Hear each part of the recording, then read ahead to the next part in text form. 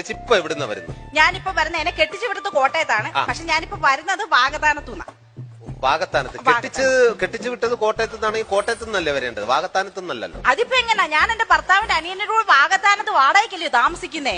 ഭർത്താവിന്റെ അനിയനോടൊപ്പം വാഗത്താനത്താ താമസിക്കുന്നത്. അപ്പൊ ഭർത്താവിന്റെ കൂടെ എനിക്ക് യോജിച്ചു പോകാൻ പറ്റില്ല.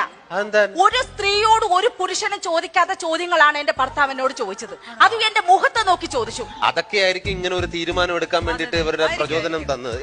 എന്താണ് അദ്ദേഹം മുഖത്ത് നോക്കി ചോദിക്കാൻ പറ്റാത്ത എന്താണ് ചോദിച്ചത്? മ്ലേച്ഛമായ ചോദ്യങ്ങളാണ്, മ്ലേച്ഛമായ ആവശ്യങ്ങളായിരുന്നു അദ്ദേഹത്തിനുള്ളത്. എന്തായിരുന്നു പറയും? അദ്ദേഹം എന്നോട് പറഞ്ഞു, എനിക്ക് ഈ ഒരു പൊതുവേദിയിൽ നിന്ന് പറയാൻ പാടില്ലാത്തതാണ്. അല്ല, എന്നാലും പിന്നെ അങ്ങനെ പുരുഷന്മാരെ അത്തരത്തിൽ എന്താണ് പറഞ്ഞത് നമുക്കൊന്ന് അറിഞ്ഞാൽ കൊള്ളാം. ഏതായാലും നിങ്ങൾ നിർബന്ധിച്ച സ്ഥിതിക്ക് ഞാൻ അങ്ങ് പറഞ്ഞേക്കാം.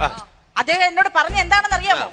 ഭർത്താവ് പറയാ, രാവിലെ 6 മണിക്ക് ഞാൻ എഴുന്നേക്കണം അത്രേ, അങ്ങർക്ക് ചായ ഉണ്ടാക്കി കൊടുക്കണം അത്രേ, അങ്ങനെ തുണികൾ കഴുകണം അത്രേ.